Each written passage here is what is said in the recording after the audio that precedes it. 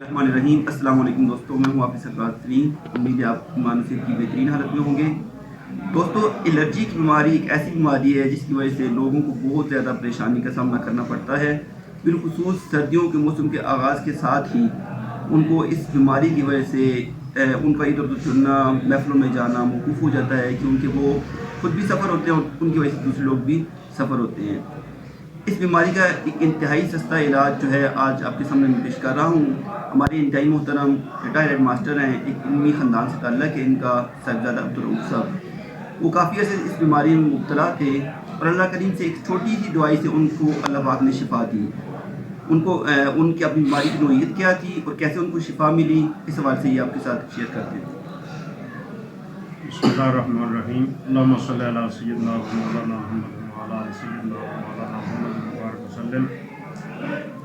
ये बीमारी मुझे तकरीबन 10 साल से है, जिसमें छींकें, मुख्तलिफ़ किस्म की खांसी और खांसी की ज़्यादा, और इसके मैंने बहुत से टेस्ट करवाए, लाखों रुपया ख़र्च किया, लेकिन लिकुल्ल दाइन दवा, हर बीमारी का इलाज तो मौजूद है, लेकिन वो चीज़ मिल जाए, उस जगह तक पहुंच जाए तो अल्लाह पाक शिफा देने वाले वही हैं। ये मुझे किसी दोस्त से नुस्खा मिला है, जिसे अंग्रेज़ी में लॉन्ग पेपर कहते हैं और फ़ारसी में इसका नाम है फिल दराज, और एक वक्त में भी यही नाम है, फ़ारसी वाले नाम चलते हैं।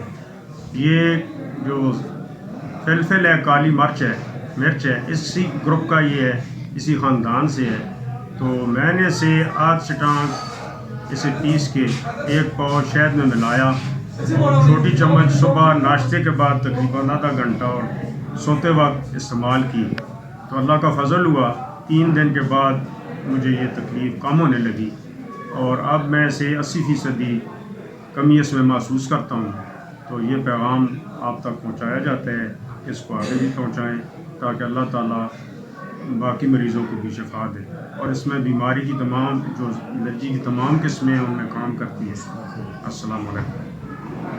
अच्छा, एक तो ये आप बता दें कि जो इस बीमारी में ये नुस्खा तैयार किस तरीके से करना है, और दूसरा इस बीमारी में परहेज़ किस चीज़ से करनी है इसके साथ।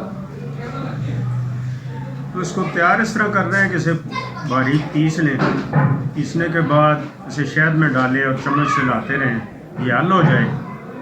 और सुबह के वक्त, रात के वक्त तो खाना नहीं होता, पीना भी नहीं होता, उसके बाद सो जाना है। लेकिन जब नाश्ते के बाद इस्तेमाल करें तो 2 घंटे तक ठंडा पानी इस्तेमाल न करें। उसमें यह है कि ठंडा पानी इस्तेमाल करने से, ये गर्म दवाई है तो ये नुकसान देती है, नीम गर्म पानी इस्तेमाल करें। और गाय का गोश्त जो है इससे परहेज़ की जाए। बाकी कोई ख़ास चीज़ मुझे भी नहीं बताई गई, तो इस पर अमल करें तो इंशाअल्लाह शिफा तो अल्लाह के हाथ में, अल्लाह ताला शिफा देंगे।